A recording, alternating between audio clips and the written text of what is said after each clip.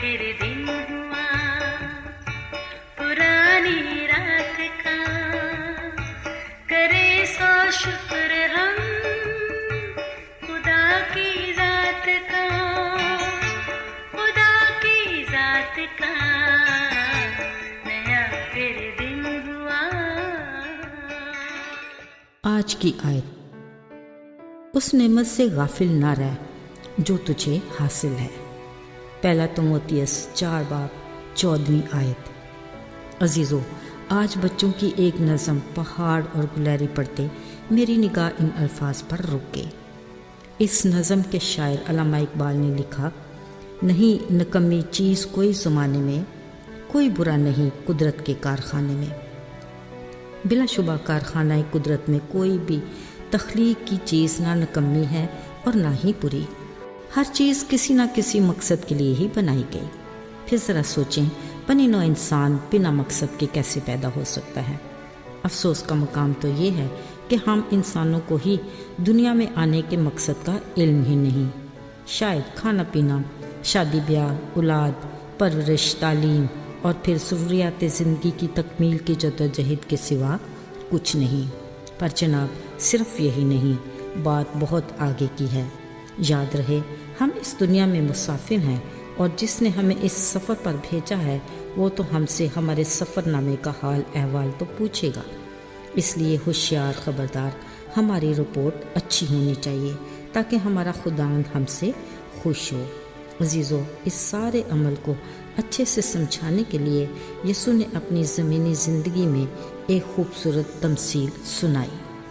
اپنے آس پاس بیٹھے لوگوں سے کہا، ایک آدمی نے پردیس جاتے وقت اپنا مال نوکروں کے سپرد کیا، ہر ایک کو اس کی لیاقت کے مطابق توڑے دیے، ایک کو 5، دوسرے کو 2 اور تیسرے کو 1۔ پھر مالک کے جاتے ہی سب اپنے کام میں مصروف ہو گئے۔ یقیناً ہر ایک کی کوشش یہی ہوگی کہ اس کا مالک اس کے کام سے خوش ہو۔ ایک دن اچانک ان کا مالک پردیس سے واپس آیا۔ جب حساب کتاب کا سلسلہ شروع ہوا تو پہلا نوکر خوشی سے حاضر ہوا اور کہا، مالک تو نے مجھے 5 توڑے دیے تھے، دیکھ میں نے 5 اور کما لیے۔ مالک خوش ہوا، شاباش دی اور کہا، تو تھوڑے میں دیانتدار رہا، میں تجھے بہت کا مختار بناؤں گا، میری خوشی میں شریک ہو۔ اب دوسرا نوکر بھی جس کو 2 توڑے ملے تھے 2 اور لے کر خوشی سے حاضر ہوا۔ مالک اس سے بھی خوش ہوا، شاباش دی اور بہت سی چیزوں کا مختار بنانے کا وعدہ کیا اور کہا، میری خوشی میں شریک ہو۔ عزیزو، اب باری تھی تیسرے نوکر کی۔ مالک خوش تھا کہ اب تک کی رپورٹ تو اچھی ہے، یقیناً اس کی تیسرے کے لیے بھی اچھے کی امید ہوگی۔ مگر جب تیسرا نوکر اس کے حضور حاضر ہوا تو وہ بہت عجیب کیفیت سے دوچار تھا اور اپنے کام میں ترقی کی بجائے عجیب سی گفتگو کرنے لگا۔ کہا، آئے مالک، میں جانتا تھا کہ تو سخت آدمی ہے، جہاں نہیں بویا وہاں سے کاٹتا اور جہاں نہیں بکھیرا وہاں سے جمع کرتا ہے۔ دیکھ میں نے تو تیرا دیا ہوا توڑا ڈر کے مارے زمین میں دبا دیا تھا۔ جو تیرا ہے وہ حاضر ہے۔ اس گفتگو سے ہی ہم بخوبی اندازہ لگا لیتے ہیں کہ اس کا کیا حال ہوا ہوگا۔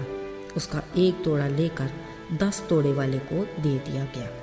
مالک نے اس سے کہا، اے شریر اور سست نوکر، تجھے چاہیے تھا کہ میرا روپیہ ساہوکاروں کو دیتا اور واپسی پر مجھے سود سمیت ادا کرتا، مگر تو نے ایسا نہیں کیا۔ افسوس، وہ اپنے مالک کو خوش کرنے میں ناکام رہا۔ اس نے حکم دیا، اس نکمے نوکر کو باہر اندھیرے میں ڈال دو، اس کا انجام رونا اور دان پیسنا ہے۔ عزیزو، خاطر جمع رکھیے، خدا کا کلام ہمیں ڈراتا اور دھمکاتا ہرگز نہیں، مگر وہ ہمیں انجانے خطروں اور اندیشوں سے قبل از وقت ضرور آگاہ کرتا ہے اور ہماری اچھے سے رہنمائی بھی کرتا ہے۔ اس نے ہمیں بے شمار نعمتوں سے نوازا ہے۔ وہ چاہتا ہے کہ ہم اس کی دی ہوئی ان صلاحیتوں کو بروئے کار لا کر نہ صرف اپنے لیے بلکہ اپنے گھرانے، دوست احباب، کلیسیا اور بہت سے لوگوں کے لیے برکت، خوشی اور ترقی کا باعث ہوں۔ خدا کی دی ہوئی نعمتوں کا شکریہ ادا کرنے کا بہترین طریقہ یہ ہے کہ ہم اپنی صلاحیتوں کو اس کے نام کے جلال کے لیے بھی استعمال کریں تاکہ ہم بھرپور زندگی گزار سکیں۔